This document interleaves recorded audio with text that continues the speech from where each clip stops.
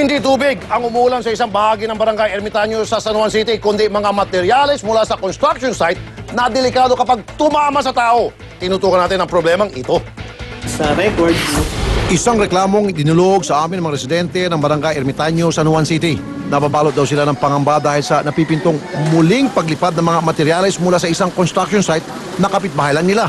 Ang tawag nila sa materyales na ito, falling debris. Gaya na lang noong nakarang taon.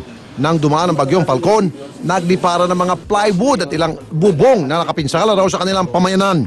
Ang kontrakto daw dito, ang Aurora Garden Empire East. Isang condominium building ang ipinapagawa dito. Ang kaso, wala silang safety net na maaaring sumalo sa mga nasabing falling debris. pansamantala, kausapin nila ito nang maitigil muna ang kanilang ginagawang trabaho dyan, malagyan muna ng safety device. Kasi po nasa peligro ang mga tao rito sa amin, lalo ni anak at asawa ko. Kahit ang kapitan ng barangay, natambakan na raw ng reklamo tungkol sa construction site. Kaya agad namin itong inilapit sa city building officer upang magsagawa ng inspeksyon. Sa akin lang kung maayos na yung safety device nila para yung mga kanilang nauhulog itong... Agad sinuri ang bawat sulok ng site. Inisa-isa ito ng kasama naming opisyal.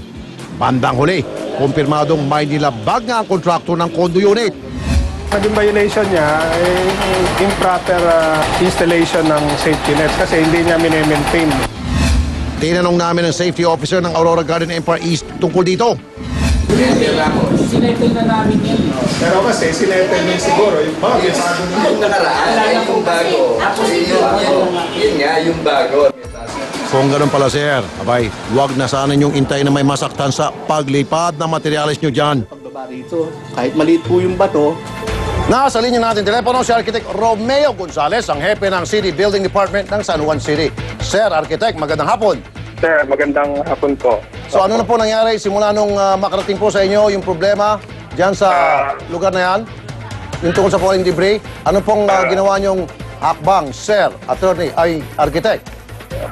Sir, nagano po kami dyan nila Jenny last Wednesday yata yun. Binigyan ko sila ng up to kahapon Okay.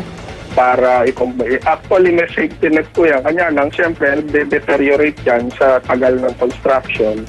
Pinapapalitan ko yung mga sira.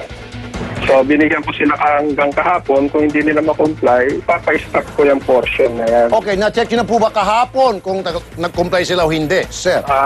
Hindi ko lang po napuntahan. Bala ko kanina, nag-coordination naman kami dito sa aming ginagawang bago City Hall. Nung hapon naman, bumuhos ang ulan. Ang plano ko, bukas po na umaga, sabay stoppage order na. Bukas pa ng umaga, Sir. So, ibig sabihin, Sir, mabagal po ang aksyon ninyo, Sir. Hindi po naman. Umulan lang kanina kasi hindi ako makalabas na opisina. Hindi, sandali lang, ano. Kasi, Sir, kung halimbawa nagbigay kayo ng ultimatum sa isang tao, isang grupo, isang entity, dapat pagdating ng ultimatum na yon, nung dumating yon, you have to check, you have to follow up para kung sinunod ba o hindi. Nang sa gayon, alam nyo kung anong susunod yung gawing hakbang. Tama ba, Sir? Sige po. Bukas po na umaga at bago ako pumasok na daanan ko yan. Sir, Papahinto ko na rin po yan bukas na umaga kung hindi pa nila na-rectify yung kanilang mga napagitan yung mga safety net. Sir, Ben Tulfo, sir. Opo. Sir, paano pag umulan uli bukas?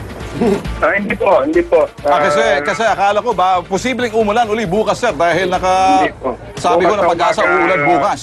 Bukas na umaga po. Umulan man o umaraw, gagawin yan, sir. Opo.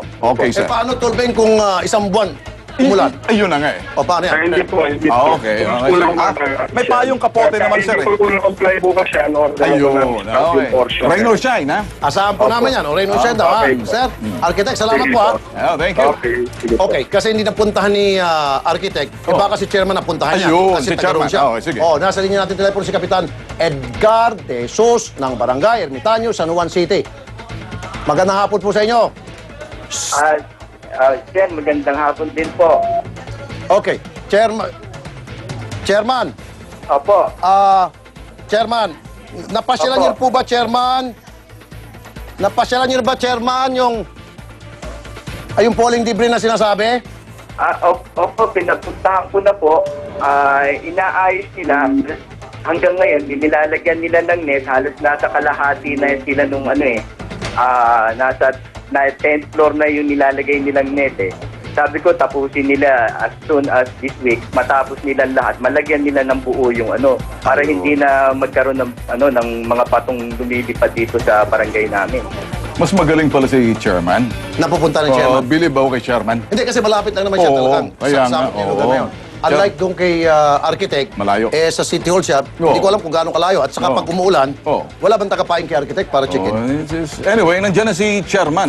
Si Chairman, may kapote, merong payong yan, may dahon ng saging, pwedeng Dahon ng saging. mga newspaper, dyaryo, Oo. pwedeng Pwede ba yung ganon? pwede.